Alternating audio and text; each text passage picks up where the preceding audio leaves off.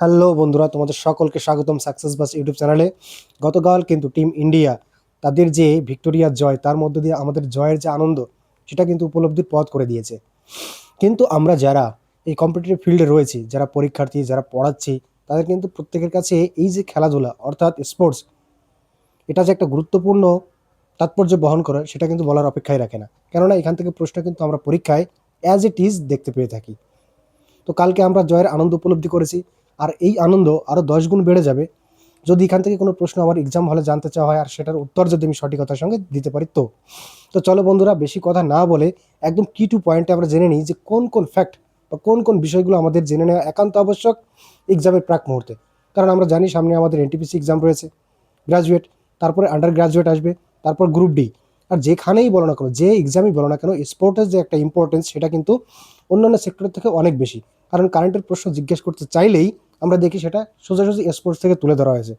তো স্পোর্টসের ইম্পর্টেন্স উপলব্ধি করে আমি একটা স্লাইড নিয়ে এসেছি, যেখানে পুরো টি-20 ওয়ার্ল্ড কাপ 2026-এ ব্যাখ্যা করা হয়েছে। আশা রাখছি এই যে স্লাইড বা এই যে বোর্ডের যে লেখানোগুলো রয়েছে, এর বাইরে থেকে কোনো প্রশ্ন তোমাদের জানতে চাওয়া হবে না। প্রশ্ন যদি কিছু জানতে চাওয়া হয়, তো অ্যাজ ইট ইজ এই বোর্ড থেকেই জানতে চাওয়া হবে। তো চলো, একদমই দেরি না করে আমরা দেখি। অ্যাকচুয়ালি আমাদের প্রথম যে সেগমেন্টটা রয়েছে, সেটা হচ্ছে এই যে টি-20 2026 যে খেলাটা হচ্ছে, সেই খেলার ডেট কবে থেকে শুরু হয়েছে। আমরা জানি খেলাটা শুরু হয়েছে 7 ফেব্রুয়ারি থেকে, আর এন্ড বা শেষ হয়েছে 8 মার্চ, অর্থাৎ মার্চের 8 তারিখ। এবার হোস্ট কান্ট্রি কোন কোনটা রয়েছে, কারা কারা মিলে এই খেলাটাকে হোস্ট করেছে, সেটা জানতে হবে। আমরা জানি যে ইন্ডিয়া এবং শ্রীলঙ্কার সমন্বয়ে কিন্তু এই খেলাটা অনুষ্ঠিত হয়েছে বা হোস্ট হয়েছে। তো হোস্ট কান্ট্রির ভিতরে রয়েছে ইন্ডিয়া আর শ্রীলঙ্কা। দেন যদি বলা যায় যে চ্যাম্পিয়ন কারা হয়েছে, তো গতকাল তো আমরা খেলা দেখিনি, এমন মানুষ খুব কম। কারণ ভারতীয়দের রগে রগে রয়েছে কি, খেলার আনন্দ। তো কালকে আমরা সকলে একসঙ্গে মরিয়া হয়ে খেলা দেখেছি এবং আমাদের প্যারি ভারতবর্ষ সেটাকে জিতিয়েছি। তো চ্যাম্পিয়ন হিসাবে রয়েছে আমাদের দেশ ভারতবর্ষ, আর রানার্স আপ যারা খেলায় হেরেছে তারা হচ্ছে কি নিউজিল্যান্ড। এবার আসি টোটাল টিম, কতগুলো টিম পার্টিসিপেট করেছিল। এই ছোটো ছোটো ফ্যাক্টগুলো কিন্তু পরীক্ষার জন্য খুবই ইম্পর্টেন্ট বা গুরুত্বপূর্ণ। কারণ এখন মনে হচ্ছে যে আমরা সব জানি, কারণ সবে সবে এই খেলা শেষ হয়েছে। কিন্তু এটা যখন 1 মাস 1.5 মাস পরে জিজ্ঞেস করা হবে, তখন কিন্তু রিকল করে উত্তর করাটা একটু কষ্ট হয়ে যাবে যদি আমরা এখন দেখে না রাখি। তো তো টোটাল নাম্বার অফ টিম ছিল আমাদের 20। টোটাল নাম্বার অফ ম্যাচ, অর্থাৎ কতগুলো খেলা, এই যে ওয়ার্ল্ড কাপটা চলেছে, টোটাল কতগুলো ম্যাচ অনুষ্ঠিত হয়েছে, টোটাল ম্যাচের সংখ্যা কিন্তু 55।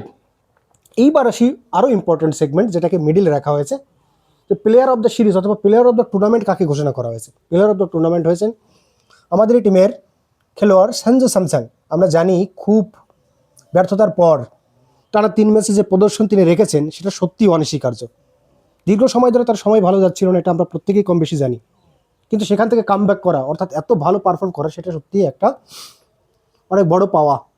তারপরে বলা হচ্ছে player of the final match, অর্থাৎ ফাইনাল ম্যাচে কাকে প্লেয়ার অফ দ্য ম্যাচ ঘোষণা করা হয়েছে, তিনি হচ্ছেন জসপ্রীত বুমরাহ। ভাই, এ বিষয়ে কোনো কথাই হবে না যে এ যুগের সর্বশ্রেষ্ঠ বোলার জসপ্রীত বুমরাহ। তার থেকে শেখার রয়েছে প্রত্যেকেরই। যারা নতুন বোলার হয়ে উঠছে, তারা প্রত্যেকেই চাইছে জসপ্রীত বুমরাহর মতো হতে, কিন্তু জসপ্রীত বুমরাহ, তার কম্পারিজন সম্ভব না, কখনোই না।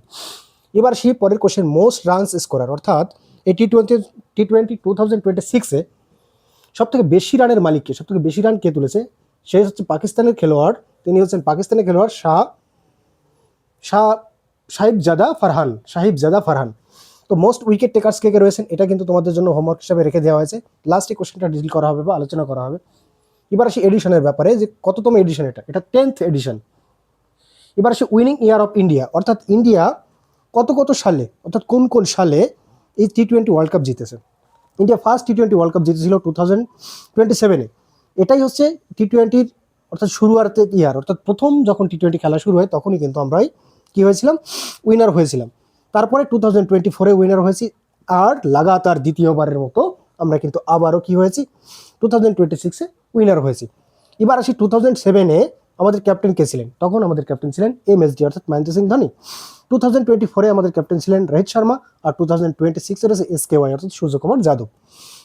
ওকে, তো এই যে বিষয়গুলো, এই যে ফ্যাক্টগুলো, এগুলো যদি জেনে রাখি, আশা রাখছি এখান থেকে কোশ্চেন জানতে চাবে। এবার আসি ইম্পর্টেন্ট আরেকটা প্রশ্ন, সেটা হচ্ছে ভেনু, অর্থাৎ খেলাটা কোথায় হয়েছে। দেখো, এই খেলার যে ভেনু, সেটা হচ্ছে নরেন্দ্র মোদী স্টেডিয়াম, আহমেদাবাদ, গুজরাট।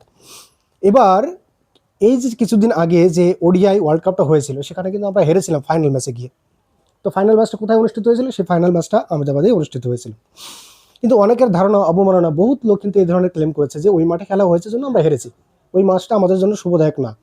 কিন্তু সেই সব যে থিম ছিল, সেই সব যে ইমাজিনেশন ছিল, সেই সব যে ব্যাখ্যা ছিল, সব কিছুতে কিন্তু একদম টোটালি অফ করে দিয়েছে গতকালের ম্যাচ। কারণ গতকাল আমরা দেখেছি সফলতার সঙ্গে সেই ম্যাচেই আমরা জিতেছি। তো ম্যাচ কোথায় হচ্ছে সেটা বড় ফ্যাক্ট নয়, তার থেকে বড় ফ্যাক্ট আমরা কতটা পারফর্ম করতে পেরেছি। তো ইন্ডিয়া মরিয়া হয়ে একসঙ্গে লড়াই করেছে, সেই পারফরমেন্সের মধ্য দিয়ে আমরা কিন্তু জয়লাভ করেছি। তো মাঠ বড় ফ্যাক্টর নয়। তো ভেন্যু হিসাবে রয়েছে নরেন্দ্র মোদী স্টেডিয়াম, আহমেদাবাদ, গুজরাট। এবার আসি ব্র্যান্ড অ্যাম্বাসিডর, অর্থাৎ অ্যাম্বাসিডর কে ছিলেন 2026-এ যে টি20 ওয়ার্ল্ড কাপ হলো, তার অ্যাম্বাসিডর কে ছিলেন? তার অ্যাম্বাসিডর ছিলেন রোহিত শর্মা। এবার থিম সং, অর্থাৎ এই যে টুর্নামেন্ট হয়েছে এর সং কি ছিল? সং হিসাবে রাখা আছে feel the thrill, feel the thrill. Last question যেটা রয়েছে সেটা হচ্ছে India defeat by New Zealand 96 run, অর্থাৎ ইন্ডিয়া 96 রানে কিন্তু পরাস্ত করেছে কাকে? নিউজিল্যান্ডকে। এইবার আসি যে প্রশ্নটা তোমাদের হোমওয়ার্ক হিসাবে রাখা হয়েছে, যে মোস্ট উইকেট টেকার্সকে।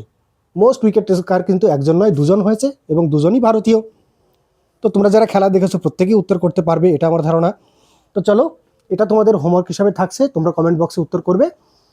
কিন্তু উত্তরটা আমরা দেখবো যে কে কতটা খেলার প্রতি ভালোবাসা বা আন্তরিকতা রয়েছে এবং নিজের থেকে খেলাটা দেখেছে, আর সেই সঙ্গে সঙ্গে পুরো বিষয়টাকে রপ্ত করে নিয়েছে তার নিজের এক্সাম হলে সব থেকে বেস্ট দেওয়ার জন্য, যাতে করে সেদিনও একটা আনন্দ অনুভূতি হয় যে না, আমি খেলা দেখেছিলাম, সেখান থেকে অ্যাজ ইট ইজ কোশ্চেন আর সেটার সঠিক উত্তর আমি দিতে পেরেছি। তো এই ছিল আজকের আমাদের মূল ক্লাস। তো সত্যিই যদি তোমাদের এই ক্লাসগুলো ভালো লেগে থাকে, তো তোমাদের কাছে অনুরোধ যে চ্যানেলটাকে সাবস্ক্রাইব করো, শেয়ার করো, যাতে করে আমরা আরও বেশি এনথাজিয়াস্টিক ফিল করতে পারি এবং তোমাদের জন্য কাজ করতে পারি। তো ধন্যবাদ সকলকে, দেখা হবে অন্য কোনো ভিডিওতে। Good bye, tata.